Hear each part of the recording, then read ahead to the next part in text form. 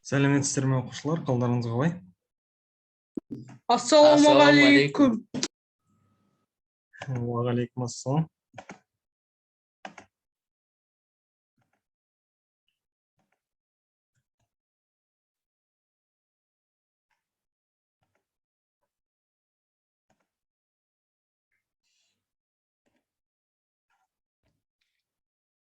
Так, онда бүгін жазған емтихан шығару жолдарына көше берейік.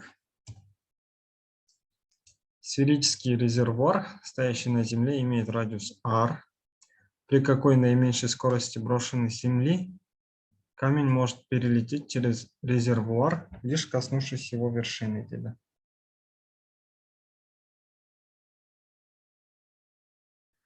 Так, яғни бізде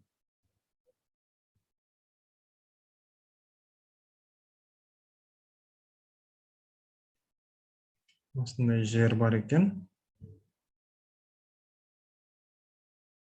Осындай шарды. При какой наименьшей скорости брошенный с земли камень может перелететь через резервуар? То есть, мына жерден бір тас лақтырамыз. И ол, так, сейчас. Минимальный болу үшін бізге мына бір расстояниясы интересно, да? X. Еще жылдамдығы. И бұл былайынан и былайынан өту керек сияқты. Скорее всего. Так, енді бізге осы альфа деп алатын болсақ, мына жылдамдықты табу керегі.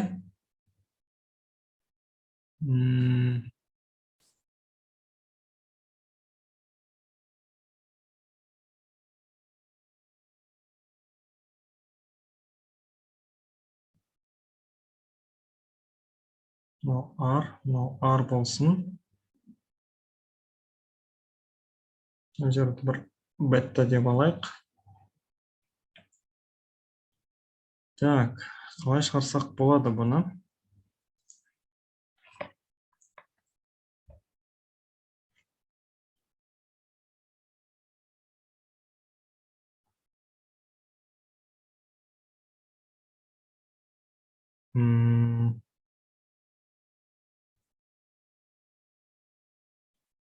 Бұнан оңай есеп па десем, кішкене қиындау есеп екен ғой, да?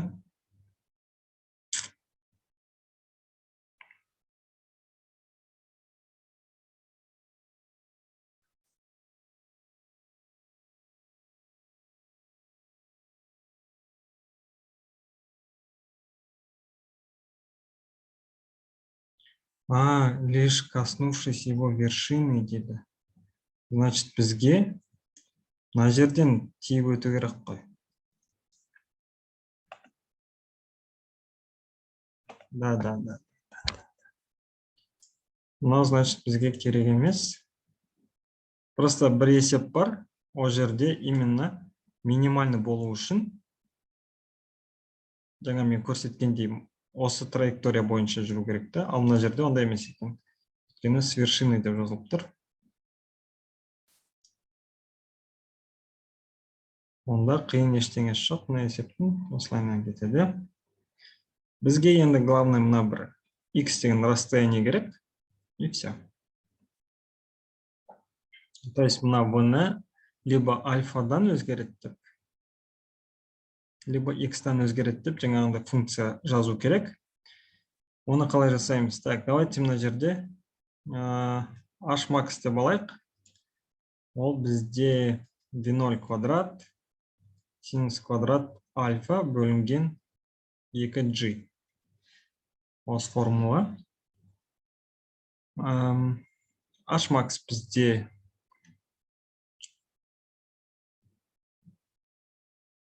екі r-ға тең. Давайте vy квадрат деп алайықшы. Сонда vy квадрат бізде 4gr болу керек.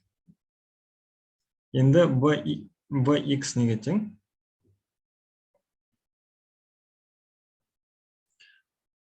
Vx бізде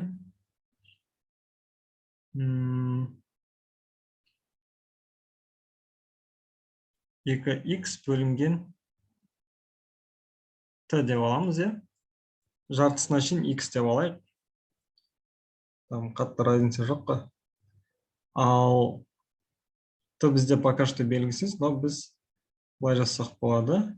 2r тең gt квадрат бөлінген 2 депті. Осы жерден т бізде 4r бөлінген g түбір астында. Т-ны мынаның орнына қоятын болсақ, 2х бөлінген 2-ні жақшаның сыртына шығарам, сонда g бөлінген r болады, екілер қысқарады. Сонда bx бізде түбір астындағы x көйтілген g бөлінген r-ға тең болады екен.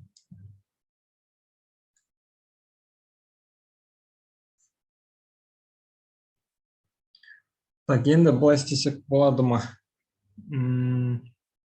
Мына x-қа байланысты менде былай алайық. Давайте общий жылдамдықты табайық. b тең бізде түбір астындағы vy квадрат плюс vx квадрат қой. Осыларды қоссақ 4gr плюс x g бөлінген r. Ой, x квадрат g бөлінген r. Осылай алсақ,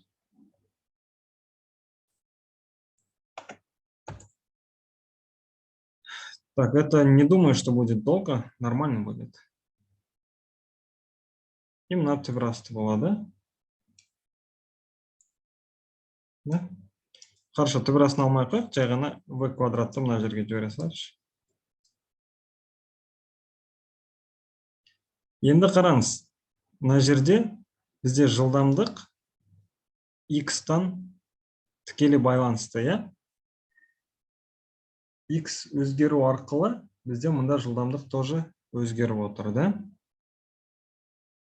Мен мұнда бір жерде қате жібердім бе?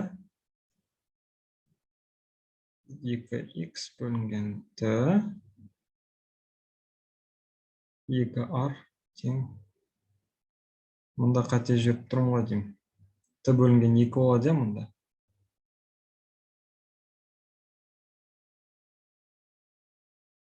Жоқ, дұрыс. Дұрыс емес па? Так, мынау менде 2х мына нүктеде мына нүктеге дейінгі уақыт, иә, мына т.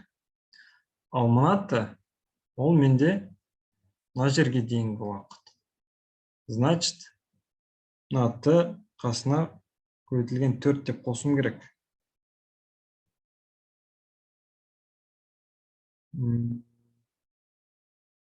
Төртті мұнда қосатын болсақ, мұнда 16 болады, да?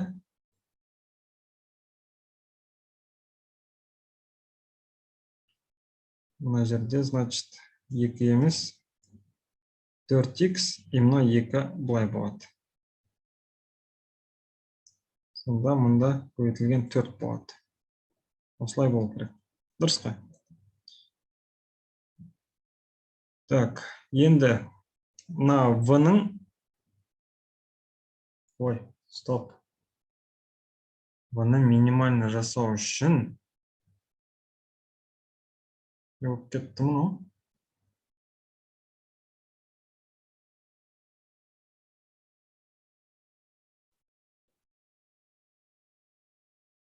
Производный алсақ x деген 0 болып тұр ғой, минимально алу үшін.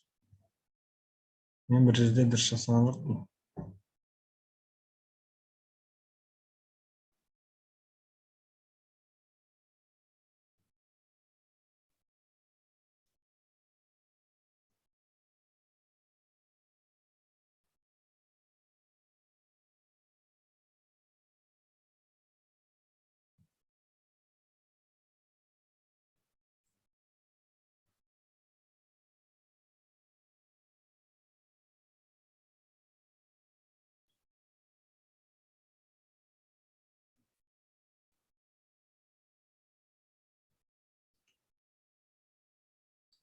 Қай жерде қате, балалар, көріп тұрсыңдар ма? Так. В квадрат бөлінген g тең r дейді. В квадрат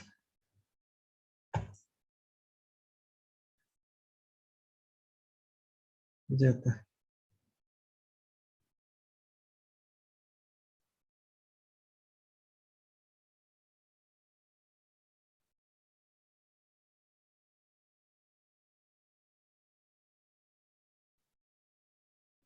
v квадрат бөлінген g тең r.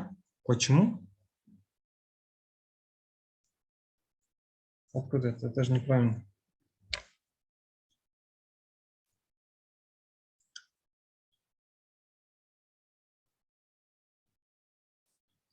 Эта формула неправильна.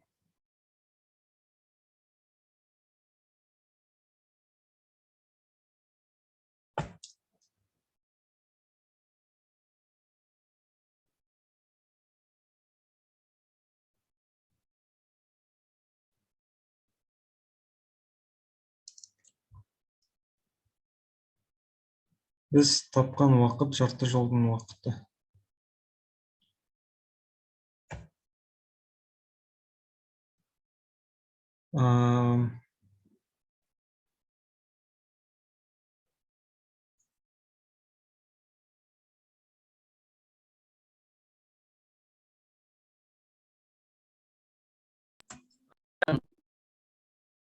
Ага, это минимальное расстояние возьмите, где по x. Минимальное расстояние? Ну, я так и хочу решить, но почему-то у меня x минимальное. 0 тең болып кетіп жатыр.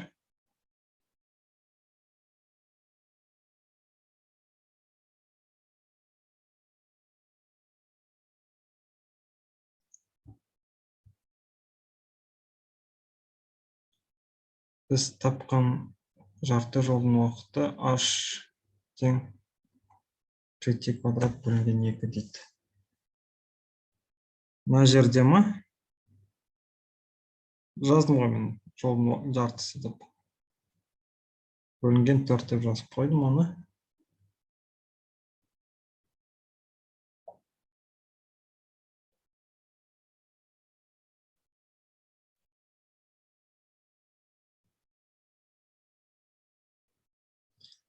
Ну-ка, былай істесек.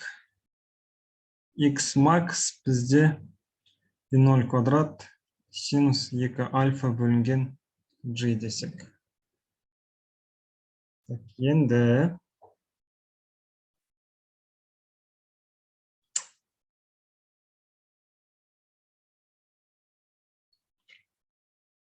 что это нам даст?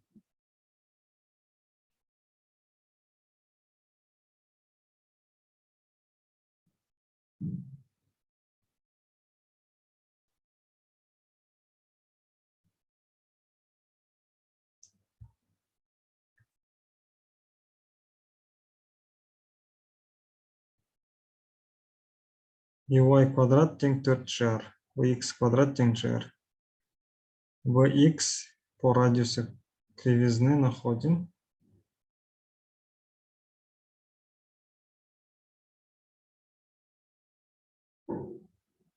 Дальше по Пифагору складываем. Почему Vx равно gr? По радиусу кривизны находим.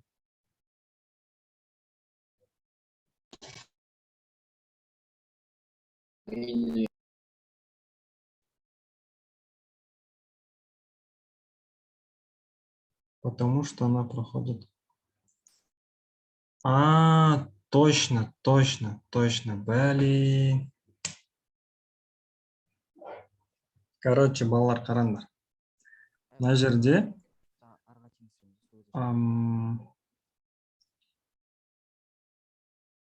минимальный жылдамдық болу үшін мына нүктеде жылдамдығы Vx қой. Мына нүктеде тоже Vx болады, да? И чтобы мына нені кругты өтіп кете алу үшін мына Vx бізде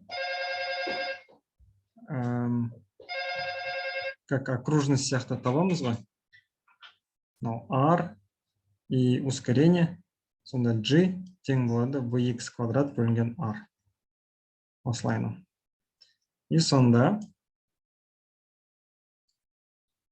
vx квадрат бізде gr-ға тең болатын болса, осы жерден, сонда v квадрат бізде 5gr-ға тең болады. И v бізде түбір астындағы 5gr-ды береді екен. Минимальный жылдамдық осыған тең.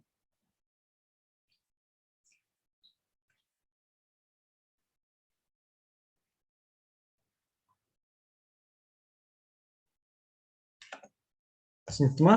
Мына блоктың бәрі дұрыс емес.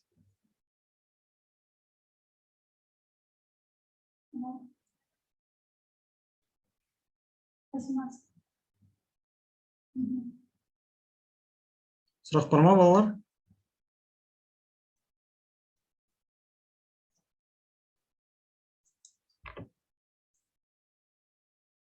Жақсы, сұрақ болмаса, давайте.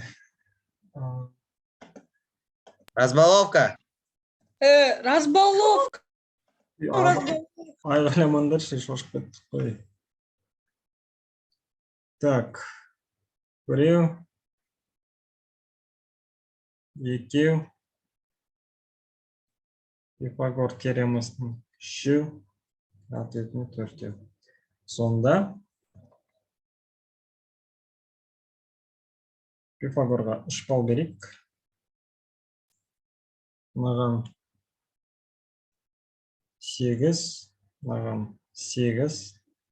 И ответіне қанша қалады? 4 қалады ма? Жоқ, 6 қалады. Сұрақ бар ма?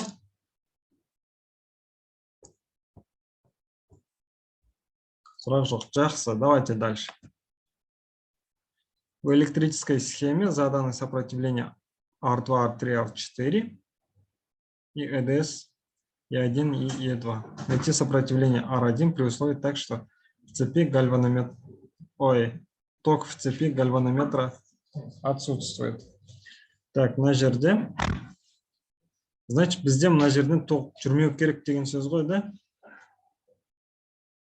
Қазір балалар 1 минут күте тұрыңыздаршы.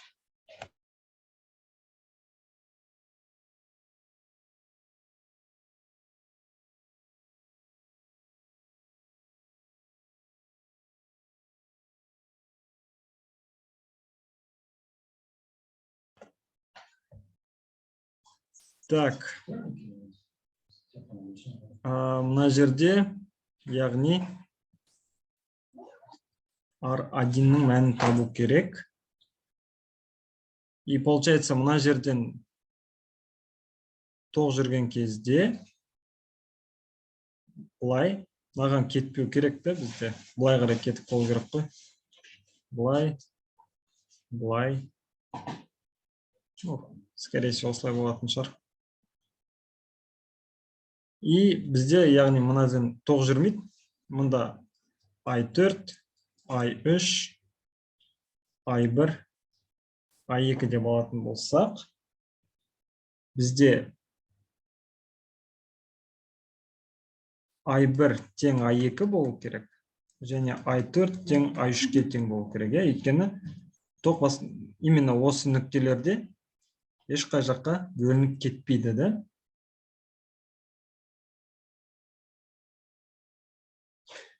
Так, енді Кирхов алайық мына жерден. 1 болсын, 2 болсын. 1. E2 минуспен. Мынаны общий I3 деп алайық, анан I4 сразу жоқ деп ала саламын. Мына жерде как-то I3 өтіп отқан сияқты. Мына жерден I1 деп ала саламын. Так, сонда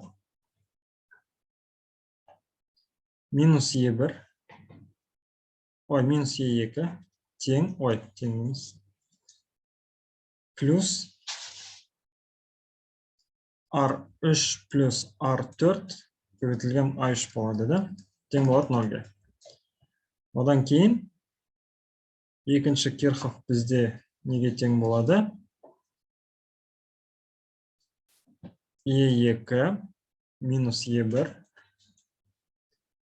мұнда плюс пен болады екен. Плюс R1 плюс R2 көбейтілген I1 да? Тең 0.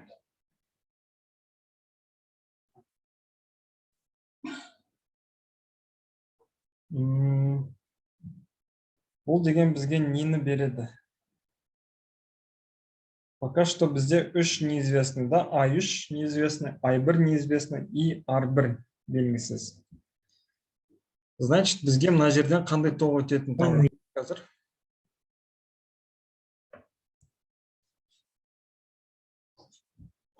Оны қалай істесек болады?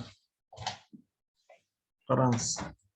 Мына жерде дельта, кішкентай I деп алайық, иә, лучше. Кішкентай I. Сонда мына жерден кіріп жатқан тоқ I3, шығып жатқан I1 плюс I, да? I3 тең I1 плюс I. Ағай I1, I2-ге I3, I4-ге тең болатынын ашып түсіндіре аласыз ба? Мұнда сұрақ келіп жатыр. Не үшін I1 мен I2 бір-біріне тең, не үшін I3 пен I4 бір-біріне тең деп. Қараңыз, мына жерде қазір 1 минут бар.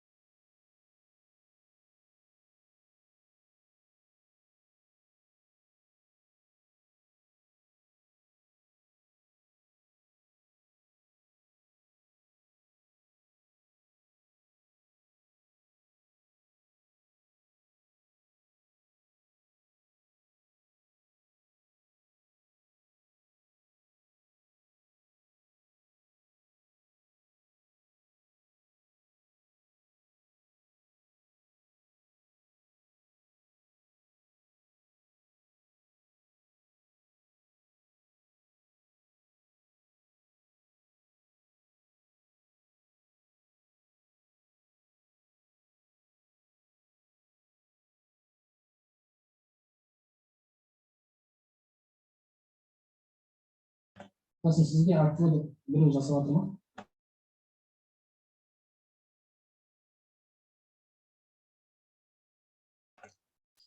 Так, жалғастыра берейік. Не үшін I1 тең I2, I3 тең I4? Мына жерде мынандай ғой. Найти сопротивление R1 при условии, что ток в цепи гальванометра отсутствует. То есть мына жерден ток жүрмейді, да? Сол үшін мына жерге I1 деген A деген точка тұр ғой, соған I1 деген ток кірсе, бұдан тоже I1 деген ток шығу керек екен, мына жерден ток жүрмейді. Сол үшін.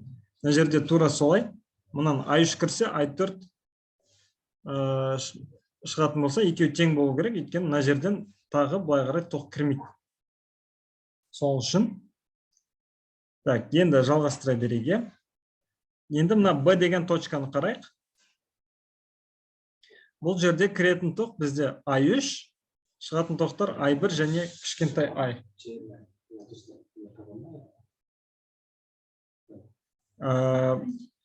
Ал D нүктесіне келетін болсақ, бізде I1 плюс I, өйткені мына жерден кішкентай I кіріп жатыр, және I1 кіріп жатыр, да? Мына жерден I3 шығып жатыр. Енді қараңыз, мына жерде барлығы бір-біріне тең, да? Ой, то есть, былайнан болып тұр. Енді условиясын табу керек, то есть, осы жерден бізге мына I-ды, кішкентай I-ды табу керек. Ну, понятно сияқты, что 0 болатыны, да? Яғни, мына жерден ешқандай ток жүрмейді деген сөз. Давайте былай алып қоса салайық. I3 плюс I1 плюс I, бұл мына сол жағындағыларды қостым. Енді оң жақтағыларды қосатын болсақ, I1 плюс I3 плюс I. мыналар қысқарады. И осы жерден I тең 0. Бұл нені білдіреді? I3 тең I1 дегенді білдіреді. Енді осы жерден I3 пен I1 бір-біріне тең болатын болса, ағай ана жерде кішкентай мен кішкентай неге қалып қоймайды? Мысалы қысқарып кетті.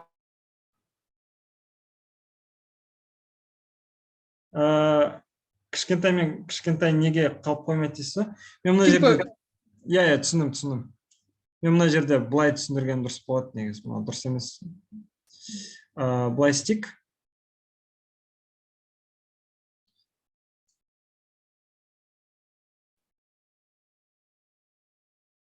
I1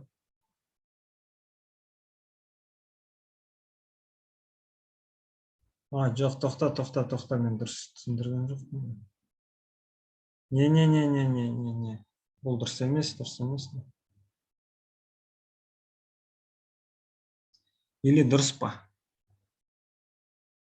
I любой тоқ бола алады, иә? Типа, мен что-то шатасып кеттім мына жерде. I бізде кез келген бола алады. Значит, I1 мен I3 бір-біріне тең болмайды ғой. Дұрыс па?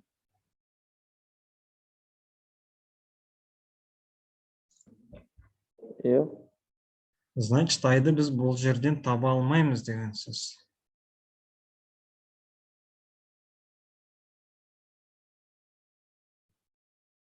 Мына жерден по-любому тоқ жүреді.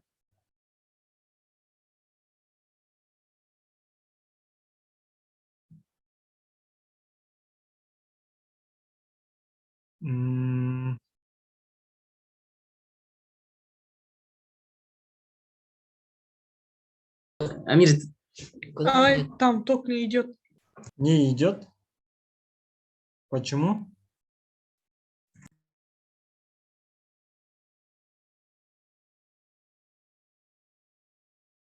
Ну, потому что там нет сопротивления.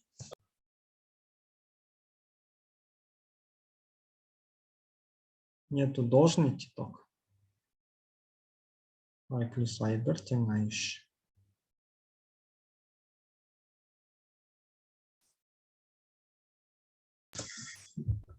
По-другому его никак не найдем. Да? По идее, по ответін көрдіңдер ма салыстырып? Нет.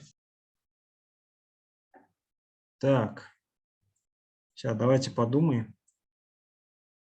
Just a second. ағай, ответ можете написать? Ответ. Давайте осылай тауып көрейік и ответмен салыстырып көрейік, иә, но по-моему қате шығатын сияқты. Типа if I1 тең I2. Ой, I1 тең I3, да? Осылай. Сонда E1 минус E2 бөлінген R1 плюс R2 тең болады E2 бөлінген R3 плюс R4. И былай жазсақ, E1 минус E2 R3 плюс R4 бөлінген E2 минус R2. Осылайынан деп тұр. Қазір мен ответін көрейін. Блин, мен бұл кітап, бұл есепті қайдан оқым? Ерідіп шығар, скорее всего.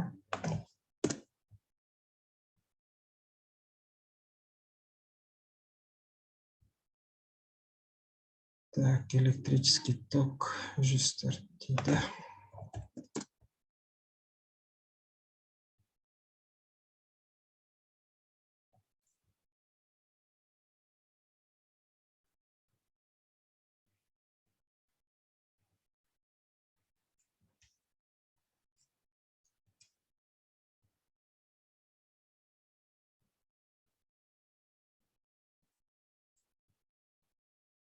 Жоқ, ерідіп емес, Савченко может.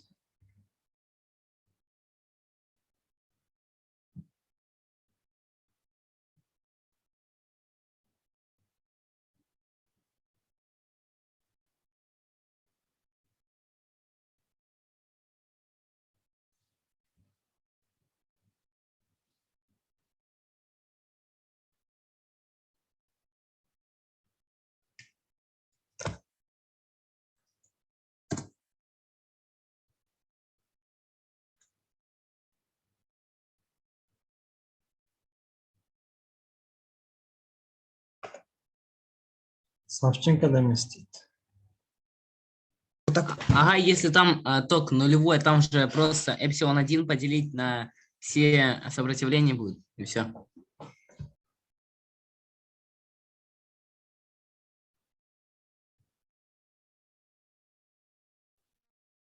Ай, почему у нас маленький ай не равен эпсилон 2, деленный на R1 плюс R4?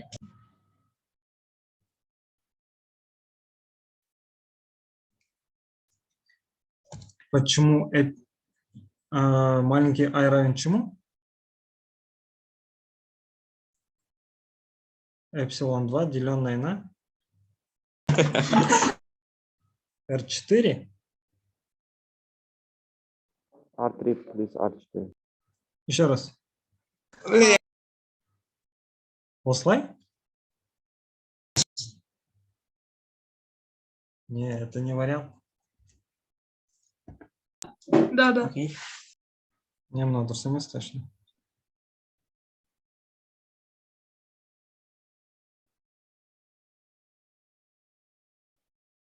Так, ой, блин.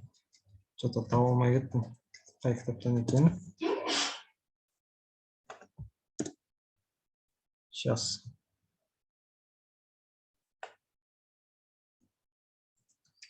Интернеттен іздеп көрейік ответін.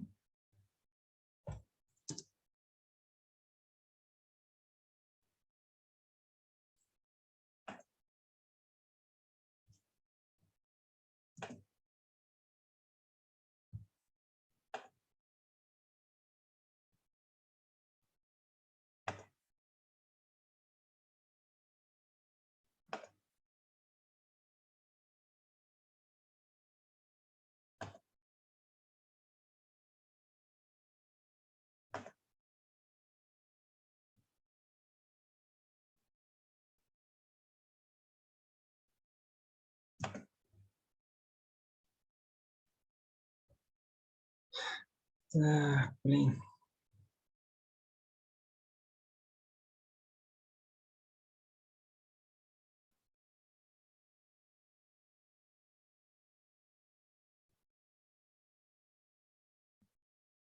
Билл.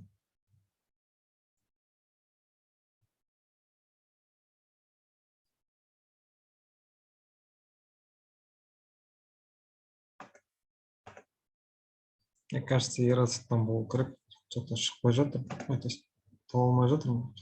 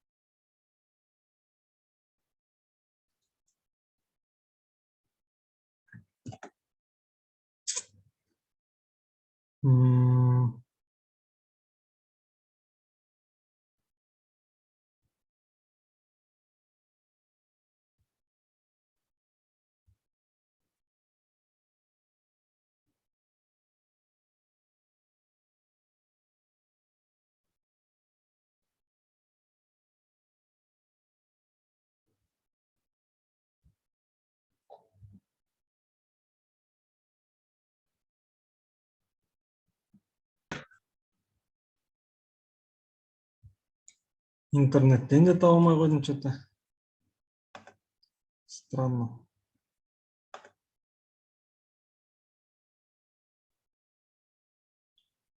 Очень даже странно.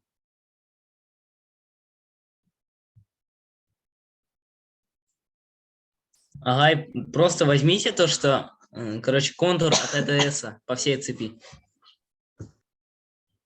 Ну это же нам только вот это и даст. Казвалар Бернинг Мамбризон, это мой. Не это дает же. Там же А1 равен I3, и получается эпсилон 1 поделить на все сопротивления, и потом другой контур берем, который вы 2 написали.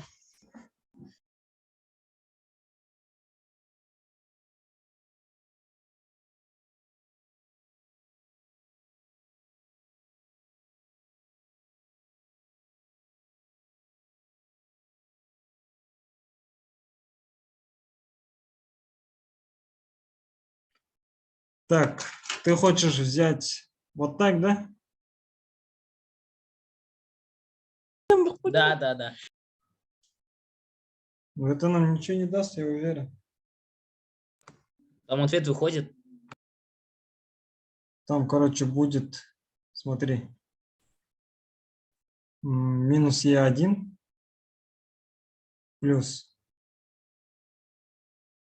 А1, R1. Типа Лайма плюс R3, I3 и все, да, равно нулю. Потому что там назер типа цепь. А почему типа R2 и R4, где они?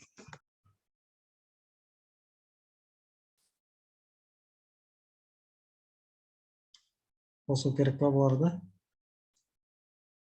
Плюс R2 плюс R3 плюс R4 на I3, да? Вот так?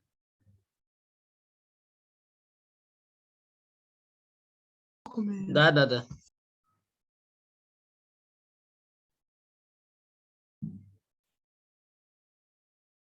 И что это нам дало? R1? Нет, теперь А1 же равен I3. И получается эпсилон. Типа отсюда. Все. I1 равно И1 минус R3 плюс R4 I3 деленное на R1 плюс R2. Осылай ма? И отсюда. Ага, там разве не равно типа А1 и I3? Ну, надо доказать. Надо. Ну, мы же точно не знаем. Если они равны, то у нас выходит вот этот ответ.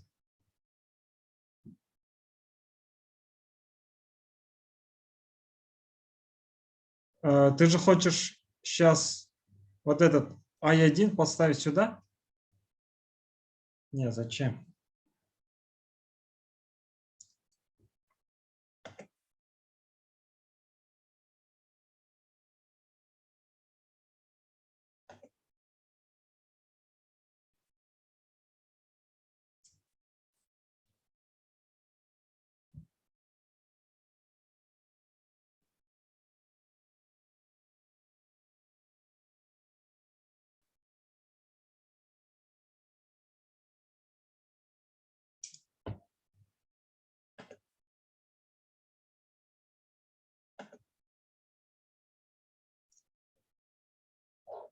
Ага. А может быть такое, то, что на потенциалах А и С это нулевой потенциал, короче, одинаковый потенциал, и Ага. мы оттуда возьмем.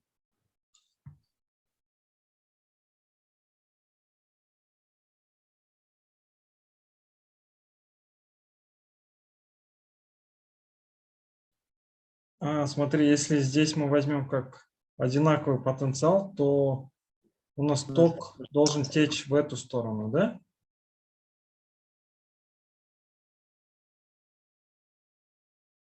Руслан.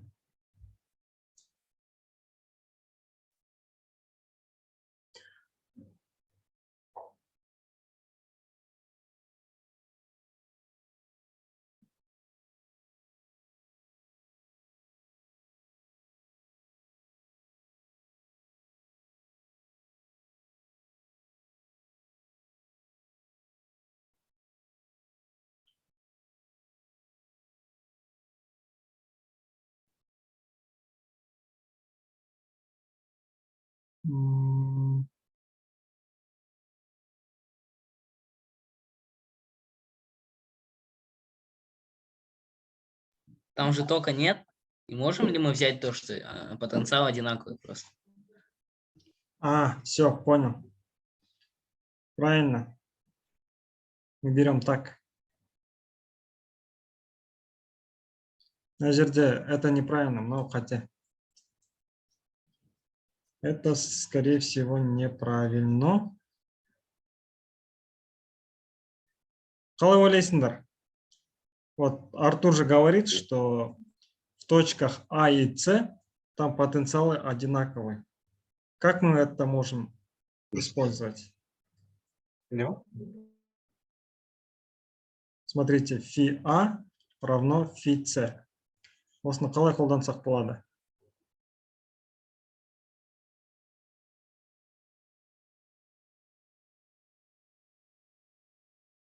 Артур, как ты думаешь?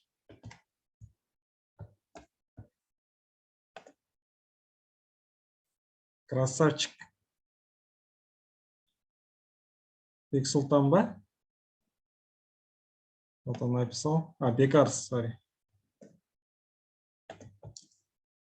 Получается, смотрите. Мы же можем так сделать. Мында давайте тоқ былай жүреді деп алайықшы.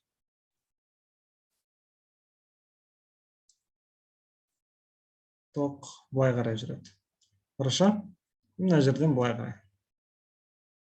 Сонда А мен С-да потенциалдар бірдей болатын болса, значит, фи А минус фи Д бізге R2 I1-ді береді, дұрыс па?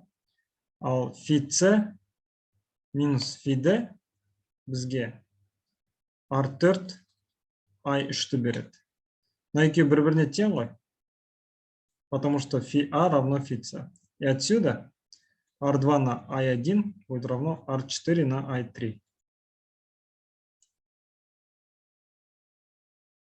Дальше. Ну, даже можем сюда подставить, по идее. Вместо I1 давайте подставим мынаны. Керек емес бізге.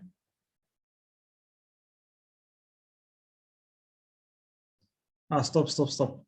Бізге уже мынаны чуть-чуть басқаша жазу керек, да?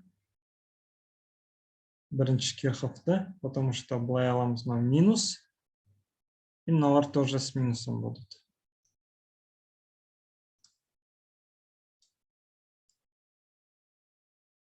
Дұрыс та?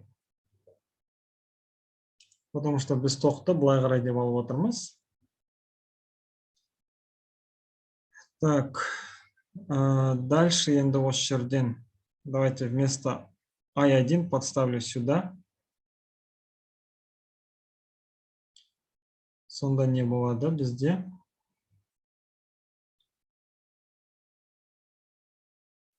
E2 минус E1 плюс R1 плюс R3 R4 көйтілген I3 бөлінген R2. Түсініп отырсыңдар ма, балалар? Сұрақ бар ма? Именно жерден... Ау? Қайталап жібере аласың. Мынаны ма? Мынау қайдан шыққан? Иә. Қараңыз. Мына жерде тоқ жүрмегендіктен А нүктесінде және С нүктесінде бізде потенциалдар тең ғой. Дұрыс па? Тең болған жағдайда ғана мына жерден тоқ жүрмейді. И мына жерден мен былай алсам болады. Тоқ мына жерде мына жаққа қарай, мына жерде былай қарай жүріп жатыр дейміз дағы. И сонда фи А минус фи Д, мына фи А минус фи Д тең R2 көбейтілген I1. Дұрыс қой? Ал мына жерде фи С минус фи Д тең болады R4 көбейтілген I3. И мыналар бір-біріне тең болады. Сол үшін жауабымыз осыған тең. Енді мынаны мен қайталап жаздым. Просто I1-дің орнына мына жерден әкеп қойдым. Бұл 0-ге тең. Осы жерден енді I3-дің орнына мынаны қоямыз. I3 бізде тең болады екен. Минус E2 бөлінген R3 плюс R4. Осыны әкеп қоямын. Сонда не шығады екен? E2 минус E1 плюс R1 плюс R3 R4 бөлінген R2 көбейтілген минус E2 бөлінген R3 плюс R4. Осы жерден R1-ді табу керек. R1 бізде мына жерден тең болады екен. Капец бұл. Мына жерге минус қоя салайын да. Тең 0. Барлығын оң жаққа лақтырсақ. E1 минус E2. E1 минус E2. Жоқ, минус екен ғой. Наоборот болады. E2 минус E1 көбейтілген R2 көбейтілген R3 плюс R4 жерде жақша артық бөлінген. Блин, давай жаңа бетке жазайыншы, сыңмай кетті. Ағайында R1 плюс R3 емес, R1 плюс R2 болу керек. Мұнда ма? Иә, үстін қарыңызшы. Так, мына жер. Иә, мұнда R2 екен.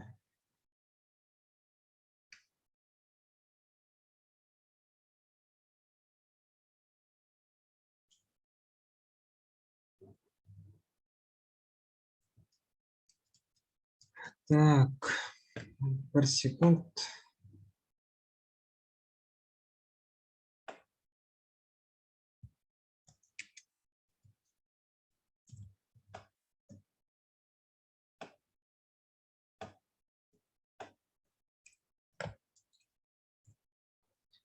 Мынадан енді R1-ді тауып отырмыз ғой. E2 минус E1 көбейтілген R2 R3 плюс R4 бөлінген R4 E2 минус R2 бізде R1-ге тең болады екен.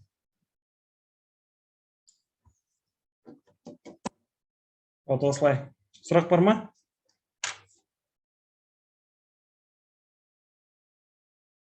Балалар, қыздар, ұлдар. Прям бәрін түсіне алдыңдар ма?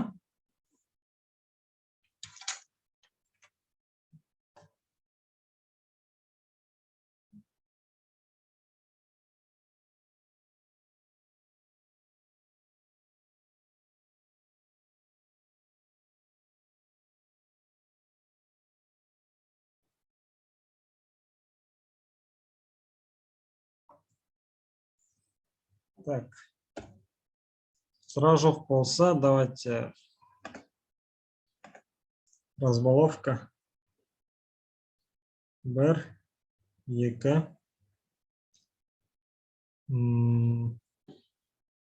3. Мынаған тоже берсек болады. Кішкене бол.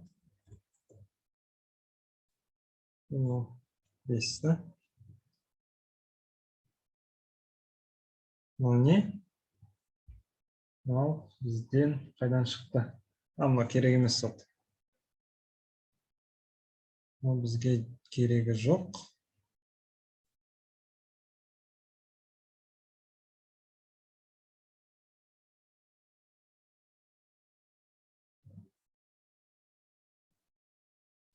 Мына бізге керегі жоқ. Қалған бәрі керек. Мыналарға тоже бал берсек болады. Так, сонда 1, 2, 3, 4, 5, 6, артында 7, да, ответімен. Мынаған оларға 2 бал, мынаған 2 бал, 2 бал берек, 6 бал кетті ма? Так, сонда мынаған 5, мынаған 5, мынаған 4, мынаған ответіне 5 бал. осылай.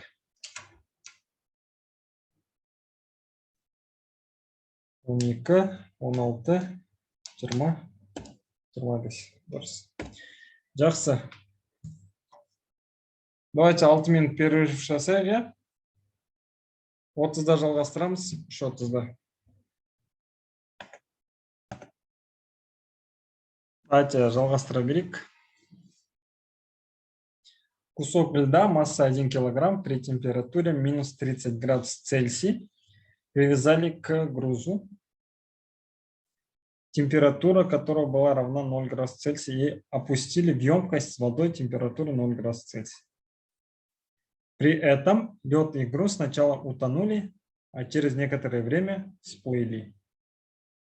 В каких пределах может находиться масса груза М? Груз сделан из свинца, плотность свинца, плотность воды, плотность льда. Удельная теплоемкость льда. Опа. Хотела. Жоқ, дұрыс екен. Значение удельной теплоты плавления льда равно. Так.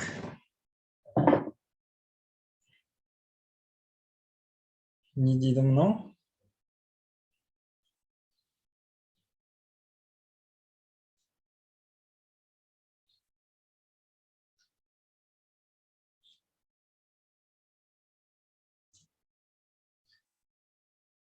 В каких пределах может находиться масса груза М?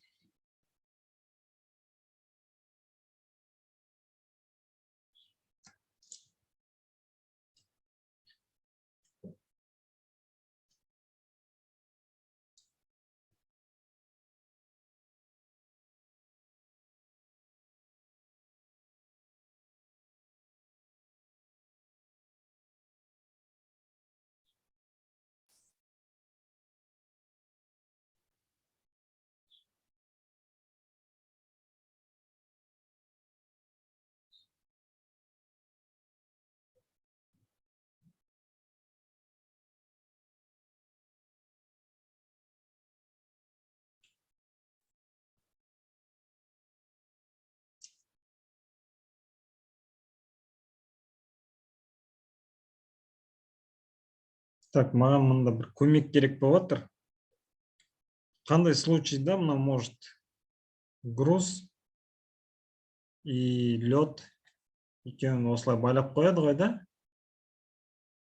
Ну, допустим, бізде лед болсын, но бізде груз болсын, ана свинец, да? Вообще никак не могу понять, по идее. Алдымен төмен түседі, потом жоғары көтеріледі.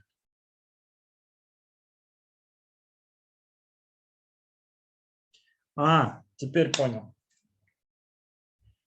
Былай ғой, қараңдар.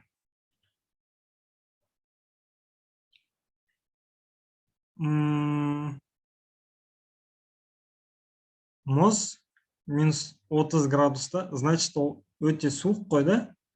И өте суық болғандықтан суды бұл не істейді? Мұзға айналдырады. Мұзға айналдыру арқасында мұздың көлемі көбейеді, көтеріледі. И сөйтіп мұздың көлемі көтерілген соң свинецті өзімен бірге алып шығады. Дұрыс па?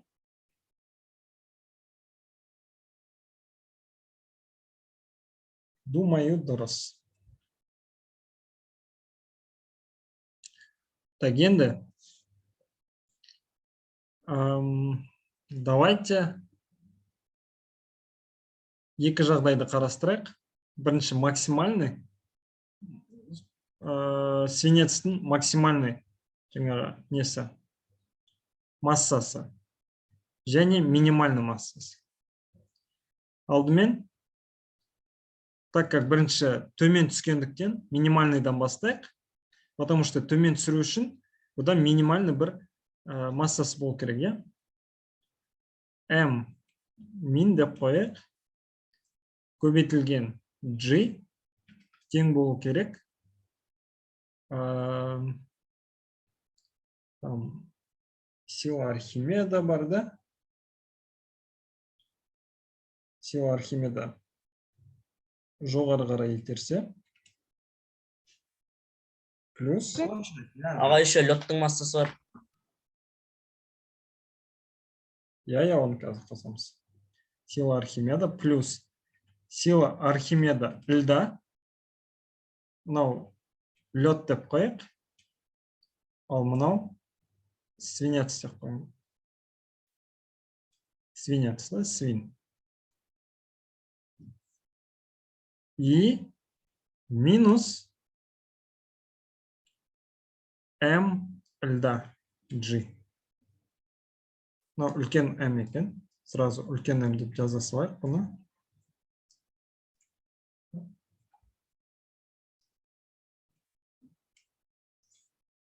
Так, вроде басқа ешқандай күш жоқ, иә? Осы жерден минимальный жаңа несін табу үшін маған алдымен волюмды табу керек, иә? Көлемін. Оны қалай табамыз? Мұнда ро свинца берілген, көбейтілген V, көбейтілген G, F Архимед полностью кіріп тұр ғой. Вода, VG, плюс 1 килограмм деп тұр.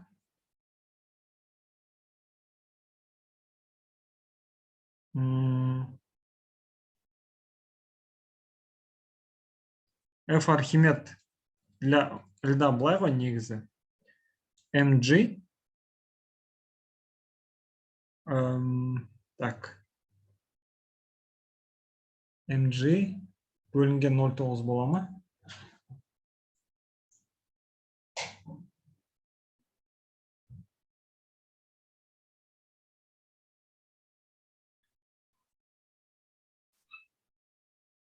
Просто лёттың несін таппай қойын деген ғой. Дұрыс бола ма? MG бөлінген 0,9.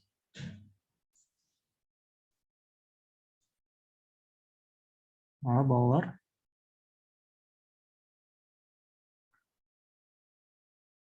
Хорошо. Онда былай істейік. М бізде ро льда көбейтілген В болса, F Архимед штрих бізде ро воды В VG осыған тең болады, иә? И просто видің орнына былай қоя саламыз. F Архимед штрих тең болады ро воды М бөлінген ро льда көбейтілген G. И сонда, иә, міне осыған тең болады екен дұрыс. Потому что ро льда бөлінген ро воды бізде 0,9-ға тең. Онда осылай жаза берем дальше.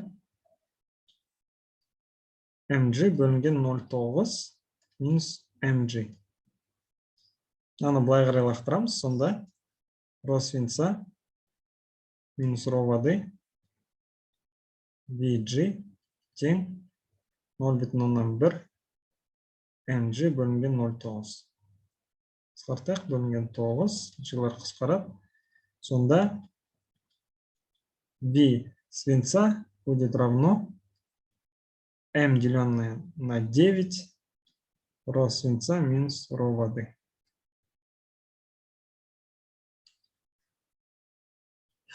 Так, сонда бұл тең болады.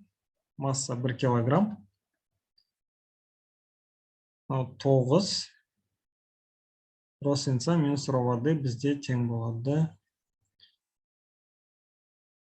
10 мың, да? 11 мың минус 1000. И В бізде 1 бөлінген 90 мың бола ма? Метр куб, да? Значит, осының арқасында біз минимальный жаңағы массасын тауып алсақ болады. И минимальная масса бізде, мына жерге жазайын.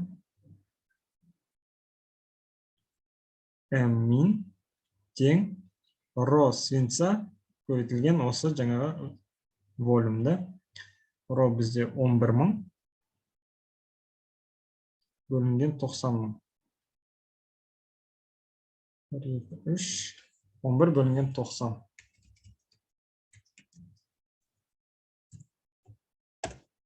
0,12 килограмм. Или 122 грамм деп жаза салайық.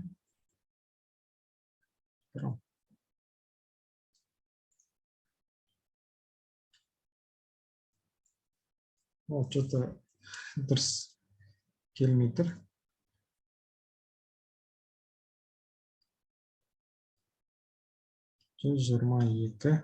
грамм. Хорошо, минимальный массасын таптық. Енді бізге максимальный массасын табу керек.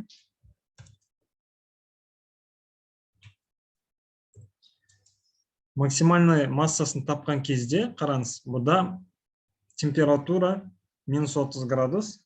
И біраз уақыттан кейін оның температурасы 0 градус болады.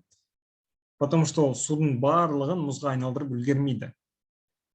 Значит, MC дельта T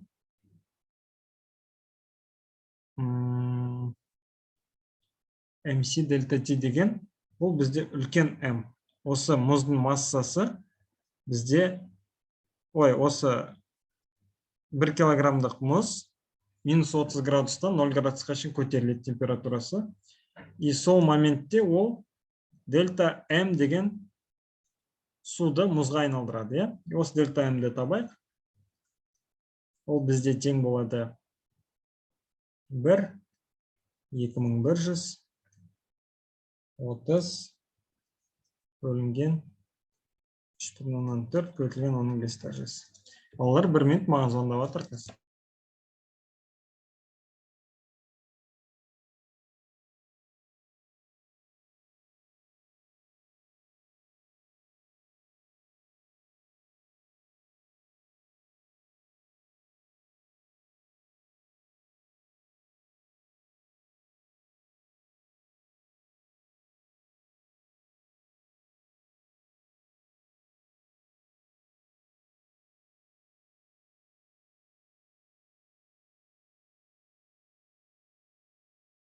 Так, дальше осы жерден енді мұзға айналған судың массасын табамыз.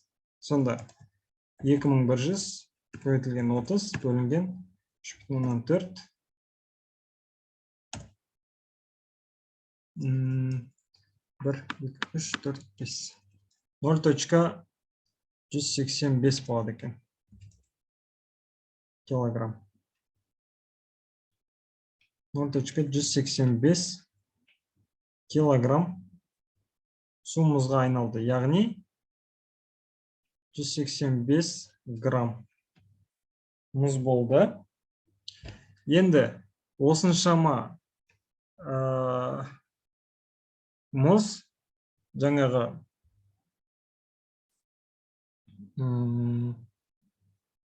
свинецті өзімен бірге жоғары көтеріп алып шығу керек. Осы жерде біз максимальный мән табамыз. Максимальный мәнін max деп қойық. Көбейтілген G, бұл төмен қарай әсер етеді, плюс M плюс дельта M G. Бұл бізде уже жаңағы бүкіл не ғой? Мұзға айналған и бұрында болған мұздың екеуінің массасы қосамыз. Тең болады F Архимед плюс мына бір массаның F Архимеда, короче. Волюм тоже өзгереді ғой мұздың. Бөлінген 0,9. Тура жаңағындай формула. Осы жерден бізге табу керек M максты.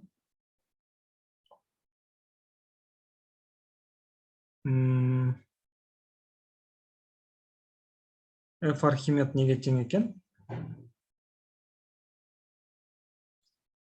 F Архимед бізде свинецтікі ро VG, да?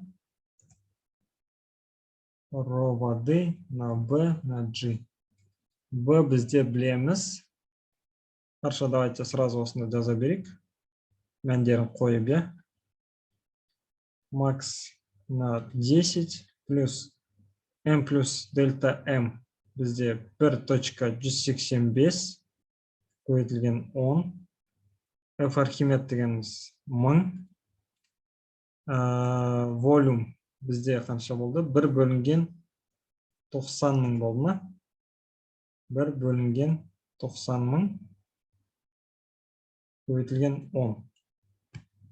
Плюс M плюс дельта M деген 1.185. Гравитация 10 бөлінген 0.9. 1, 2, 3, 4. 1, 2, 3, 4. Қысқарды. Ондар қысқарады. Мынаған 10 беру керек болады. Ой, жоқ. Бөлінген 10 болады. Сонда M max тең болады. 1 бөлінген 90 плюс 1.185 бөлінген 0.9 минус 1.185. Сонда M max бізде тең болады екен. Осы жерде калькулятор керек. 1 бөлінген 90 плюс 1.185 бөлінген 0.9 минус 1.185. Ответіміз 143 грамм десек. 143 грамм. Значит, масса свинца будет варьировать, может быть, на границе 122 грамма и 143 грамма. Сұрақ бар ма, балалар?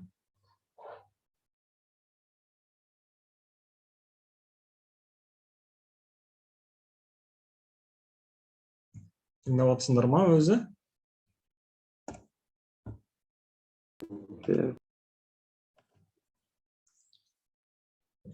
Я.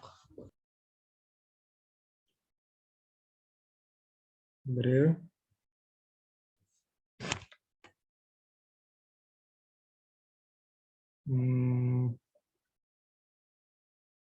Мынаған бір формула. Мынаған бал берсек болады, да? И на ответный. Бұл минимально. Так, потом мынаған. Мына бір формула. Мынау, да? 1, 2, 3, 4. 1, 2, 3. Жетеу ма? В общем,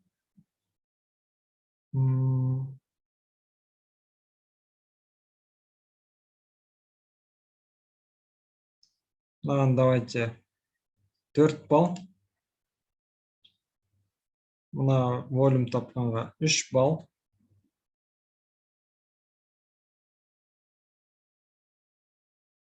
Так, кстати, мына волюм тапқан қатты маңызды емес қой, да? Потому что біз мұнда массасын тауып жатырмыз.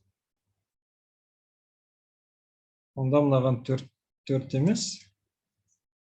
Мынаған где-то қанша берсек болады?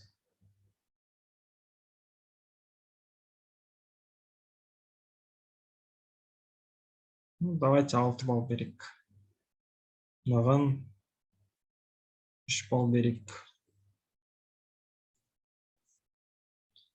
Мына формулаға 4 балл берсек болады. Дельта М-ға 2 балл. Сонда 6, 9, 15 балл ма? Мына формулаға біз бағана қанша бердік? 6. и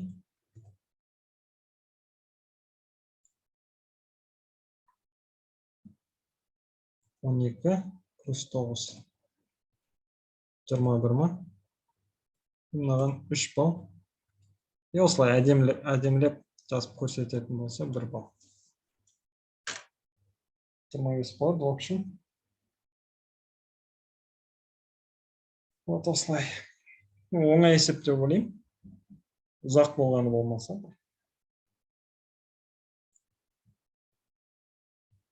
Давайте дальше. На горизонтальном дне водоема глубиной 1 метр лежит плоское зеркало. На каком расстоянии от места вхождения луча в воду он снова выйдет на поверхность воды после отражения от зеркала? Угол падения луча на поверхность воды равен 30 градусов. Так. Зеркало. На 1,2 метр.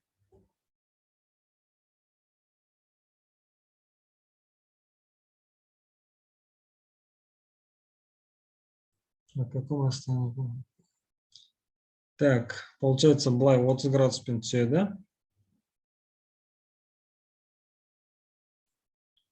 Дальше. Преломляется, да? Бетта деген углмен. Мына жерге келеді. Дальше. Ой, мына оп-оң есеп екен ғой, да? Былайынан кетеді.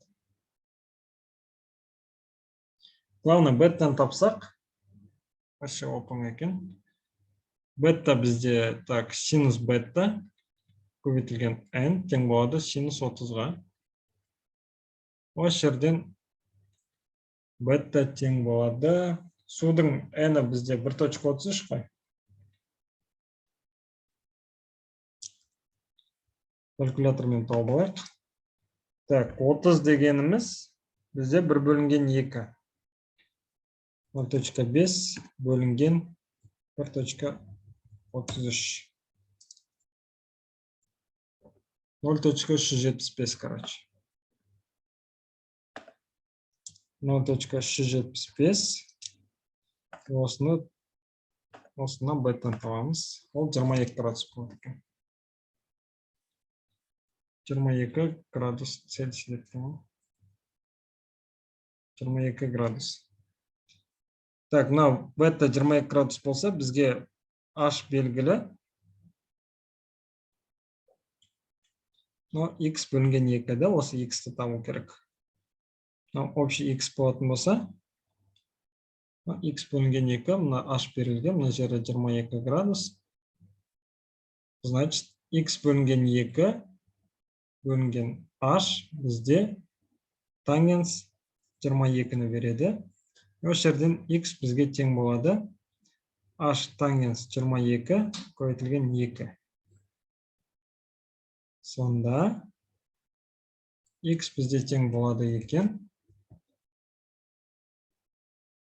Мынаның тангенсін табайық.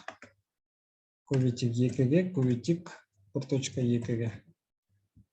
Сонда ответіміз бізде 0,97 метр. Осындай болады екен. Жауабымыз. Вроде бір сияқты. Так, енді мына жерде ответін тапқан формула. Екінші формула. И ответті. Маған так 7 балл. 6 балл. На формулаға 6 балл. И ответіне 6 балл берейік. Сонда 25 болады екен. Сұрақ бар ма? Балалар? Оқушылар?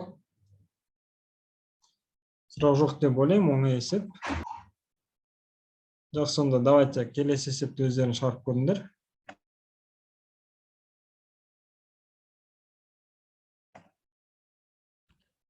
Балалар шықты ма есеп?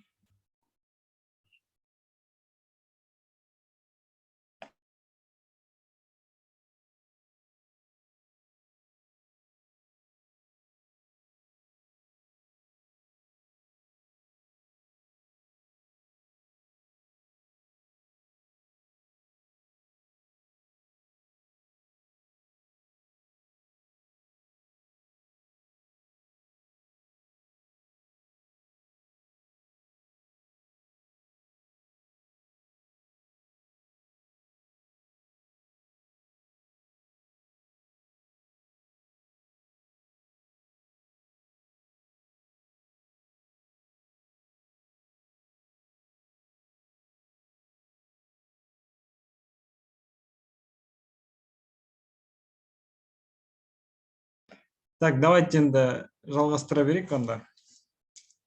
Яғни бізде екі не бар дейді? Екі звезда М1 и М2, да? И олар осылайынан айналып жатыр. Радиусы белгілі R. Ой, радиус вот именно R емес. Екеуінің арасы R. То есть, мысалы, мына біреу М1 болса, и М1 бізде М2-дан үлкенірек болатын болса, X1, X2 болсын, X1 бізде X2-дан кішірек болады ғой. Это центр масс, екеуінің центр массы. И бұны табу үшін центр масты М1, X1 равно М2 R минус X1. Негізі X2 деп алсақ болады, чтобы понятнее было, да? И X2 деген жай ғана R минус X1-ға тең. И осылай қоя саламыз, короче, орнына. Осы жерден X1 тапсақ, бұл точка нені білдіреді? Бұл точка деген сөз екеуі де относительно этой точки айналады. То есть, но былай айналатын болса, все время. Мынау былай айналады деген сөз. Ал мына бір радиус, ол өтірік бір радиус. Түсіндіре алдым ғой, иә? То есть, мынау относительно этой точки мынандай траекториямен айналатын болса, М2 мына точкадан осындай траекториямен айналады дегенді білдіреді. И осы жерден давайте X1-ді тауып алайық.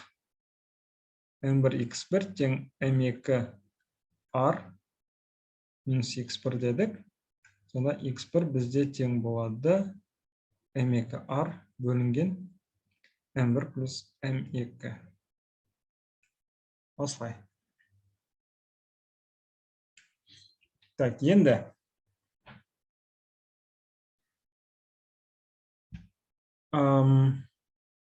осы X1 бірінші массаны ғана пайдалану арқылы біз бұның уже жылдамдығын таба аламыз, иә? Ал егер жылдамдығын табатын болсақ, біз уже спокойно бұның периодын таба аламыз. Жылдамдығын табу үшін жай ғана бұған қандай күштер әсер ететінін табайық. Ол деген гравитация күші, и бұл МА-ға тең болады, центр стремительного ускорения. Гравитация күші деген бізде G, М1, М2 бөлінген екеуінің арасындағы расстояние R квадрат тең М1 V квадрат бөлінген X1 квадрат, да? М1-лер қысқарады. И давайте мына V-дің орнына сразу на формуланы қоя салайық. 2π X1 бөлінген X1 квадратпен емес, бөлінген T периодты қоятын болсақ, 4π квадрат X1 квадрат T квадрат X1. Олар қысқарады. Келесі енді X1-дің орнына мынаны қояйық. Сонда бізде gm2 бөлінген r квадрат тең 4π квадрат бөлінген t квадрат көбейтілген m2 r m1 плюс m2. Осы жерден t-ны табамыз. m2-лер қысқарады. И t-ны табатын болсақ, 2π r қалғандар түбірастың астында болады. R бөлінген G M1 плюс M2. Значит, осыған тең болады екен.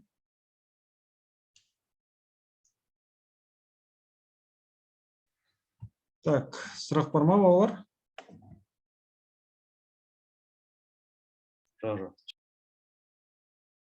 Сұрақ жоқ. Жоқ. Жоқ. Жоқ. Жоқ.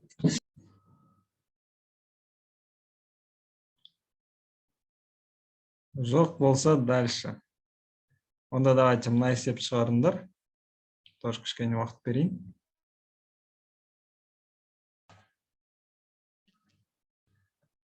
Так. К планете радиуса r и массы m издалека движется со скоростью v относительно нее космический зонд. При каком прицельном параметре ρ зонд пролетит ближе всего к планете, не разбившись, да? То есть бұл жерде біз нені қолданамыз? Энергияны сақталу заңын, да? Energy initial дик және energy final.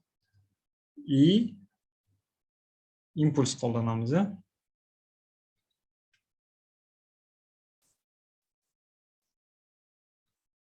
L1 равно L2. Энергияны біз қалай жазамыз? Бастапқыда кинетикалық энергия бар, соңында кинетикалық және потенциалдық энергиясы бар. Мына жерде потенциалдық энергия жоқ, өйткені летит издалека дейді. Потенциалдық энергия GMM бөлінген R плюс MU квадрат бөлінген 2. U деген ол мына жердегі жаңағы жылдамдығы, да? Енді импульстың сақталу заңына келетін болсақ, бұл жерде MV көбейтілген ρ болады. Біз обычно көріп жүрген импульс, но оны еще біз жаңағы неге көбейтуіміз керек? Прицелға, да? Тең болады. Мына жерге жақындаған кезде бізде U деген жылдамдық, сонда MU көбейтілген R болады. Сонда U бізде V ρ бөлінген R-ға тең болады екен. Енді не істейміз? Жай ғана мынаны қоямыз. Сонда массаларын қысқартып жіберейік бірден. V квадрат бөлінген 2 тең минус GM бөлінген R плюс V квадрат ρ квадрат бөлінген 2R квадрат.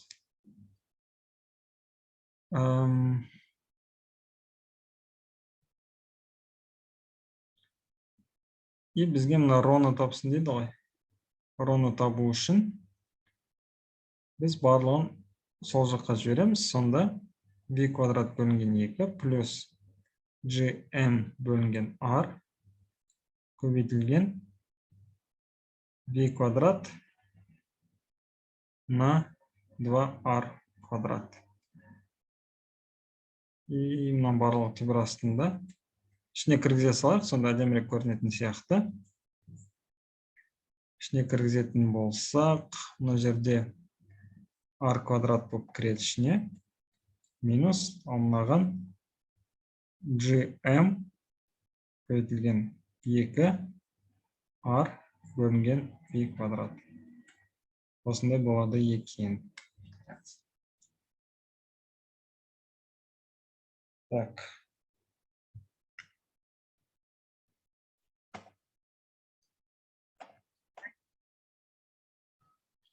алдағыча мына есепті көрейік. Қанша мынау? Шығарма көрейік, давайте.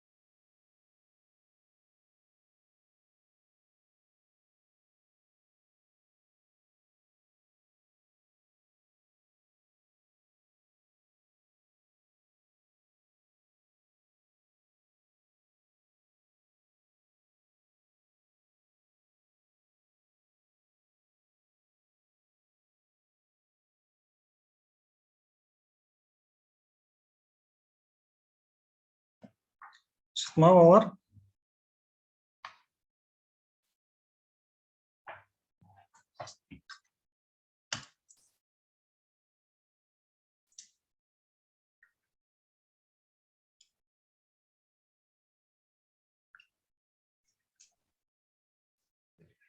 Я.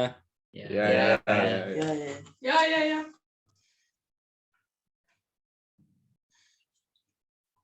Оңай ма екен?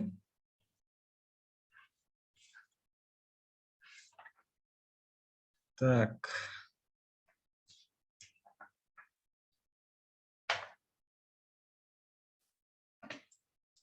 C, D.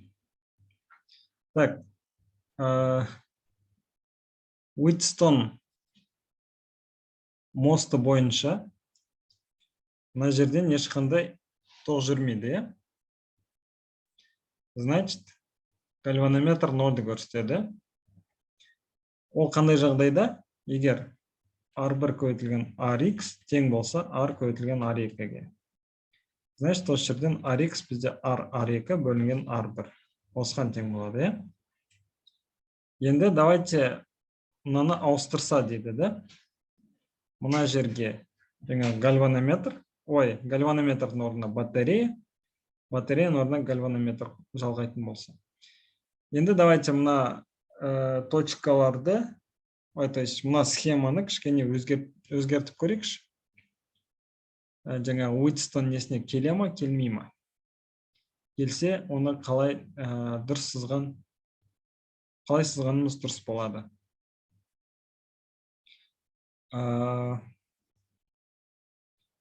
Мұнда С нүктесі дейді, бұдан жоқ, А-дан бастайық, иә? Мұнда А, мына жерде Б. Все, пацан. И осы екеуінің арасында бізде пока что бір батарея бар. И ортасында мына жерде бір С деген нүкте бар. Мұны алып тастайық, мұны қажет емес сияқты. Точка С. И А-дан С-ға дейін бізде R1 болса, С-дан Б-ға дейін бізде R, да? Дальше А-дан енді Б-ға дейін бізде тағы D деген нүкте бар, е? Мына жерге қойық. Значит, мына жерде бізде R2 и былай қарай. Былай қарай RX. Мынаның ортасында бізде гальванометр бар. Егер мынаны әдемірек сызатын болсақ, схема былай болады ғой.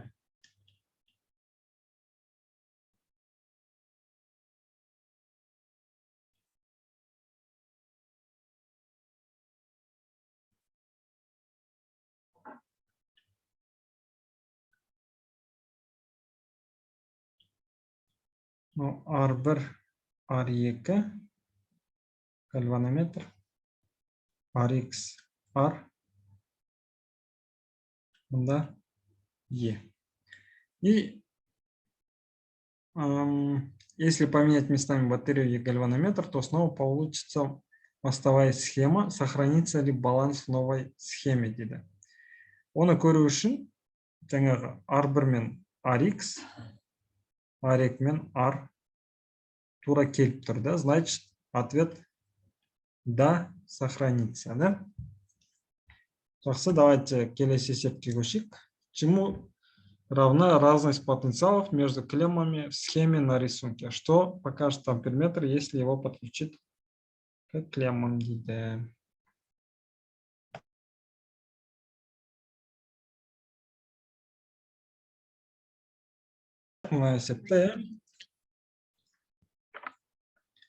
Так, мынан 80 вольт. Вообще получается мына жақта 80 вольт, да? Когда біз бұның екеуінің арасындағы потенциалды тексеретін болсақ, бұл жерге біз вольтметр жалғаймыз ба? Вольтметр жалғаған кезде бұл жерден ешқандай тоқ өтпейді, значит, тоқ дальше былай қарай жүре береді. Бұл деген, то есть дальше былай қарай жүреді деген сөз. Бұл деген нені білдіреді? 2 мен 8 бір-біріне тізбектей жалғанған. Мына жерде 8 пен 2 бір-біріне тізбектей жалғанған. Значит, мұнда 10 болса, мына жерден кіретін тоқ бізде 80 бөлінген 5, ол 16 ампер, да? Яғни, мына жерге 8 ампер, мына жерге 8 ампер тоқ кіреді деген сөз. Дұрыс па? 8 ампер, мына жерге 8 ампер.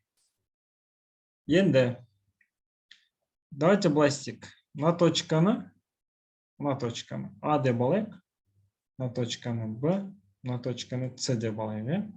Сонда фи А минус фи Б мына жерден бізде 8 көбейтілген 2-ге тең, дұрыс па? Сначала же нам нужно найти вольтметр, то есть вольт потенциала нужно найти.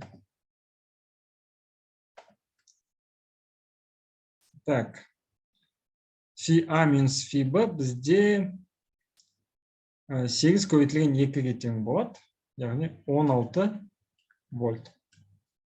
Ал А мен фи А минус фи С бізге 8 көбейтілген 8 64 вольтты береді.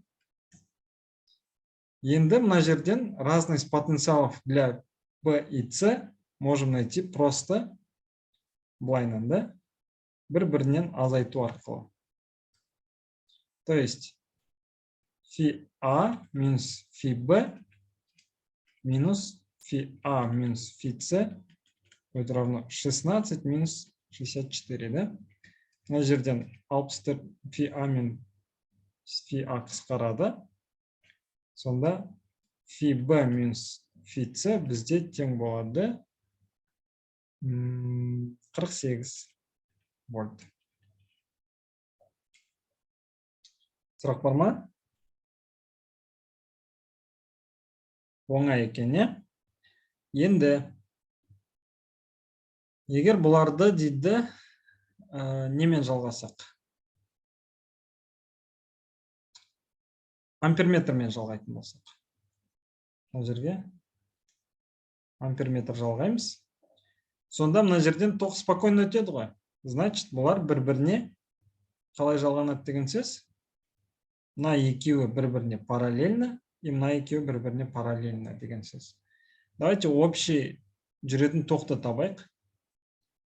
1 бөлінген 2 плюс 1 бөлінген 8, мұнда 4, 5 бөлінген 8. Сонда R бізде 16 бөлінген 8, да, общий R. Ой, 16 бөлінген 5. 10-ды беретін болса, мына жерден жүретін тоқ 80 бөлінген 16 бөлінген 5 болады. Қысқарса 25 амперді береді екен. Мына жерден, значит, уже 16 емес, жаңағындай 25 ампер жүреді деген сөз.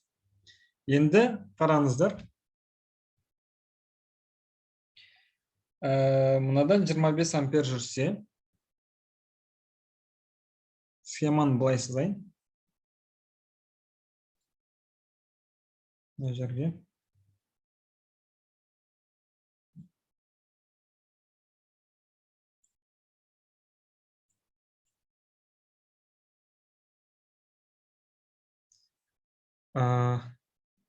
Мына жерден I1 жүрсін, мұннан I2 жүрсін, и мұннан I жүрсін, да?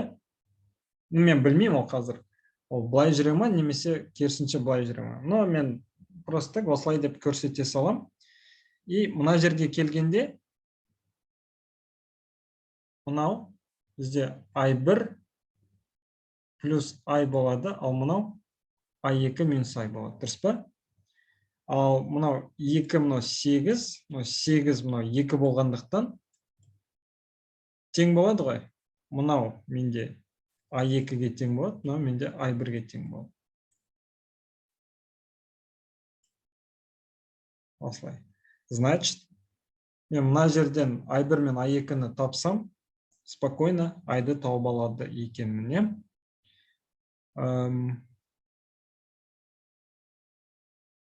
Так, на жерде понятное дело, что... мына жақтағы...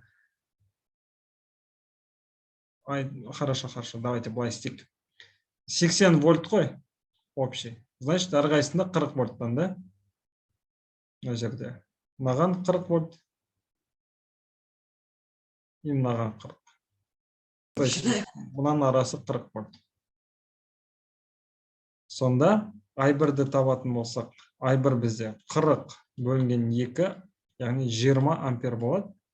Ал I2 бізде 40 бөлінген 8, 5 ампер болады.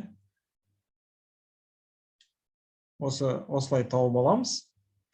И сонда, жаңа айттық қой, ток былай дейтін болсақ, значит, 5, мына формула бойынша. 5 тең 40 плюс I. 40 плюс I, и значит I... Ой, почему 40? 20 плюс I. Значит, I бізде минус 15 амперді берді. Значит, ток бізде былай қарай емес, керісінше оңға қарай бағытталған. Сұрақ бар ма, балалар? Ағай, Ау? амперметр сопротивление жоқ па? Я, егер амперметр болатын болса, о жерде сопротивление минимальный болады. Ал вольтметр болса, он сопротивлениясы бесконечность болады. Значит, вольтметрден ешқандай ток өтпейді, амперметрден ток спокойно өтеді.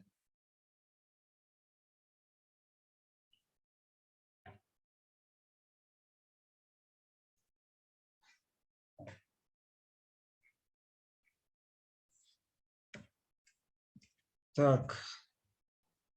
Онда бүгінше бітірейік, иә? Мен сіздерге үй жұмысына мына бір есепті берейін. Осын шығарып көріңіздер. Білмеймін, шығара аласыздар ма?